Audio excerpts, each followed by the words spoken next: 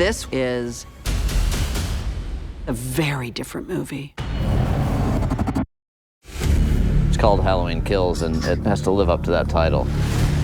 It's a bigger, badder, nastier, crazier version.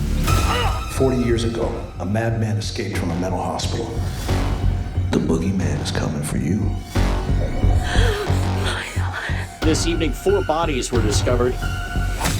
The last movie was Laurie's story. This is the town's story.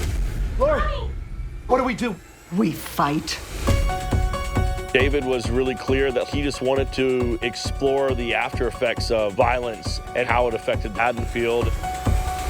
It really does talk about this sort of mob mentality. We're gonna hunt him down and we're gonna put an end to this. This idea of fear, is interesting. Fear is a driver. There's just nonstop action and blood. Evil dies tonight!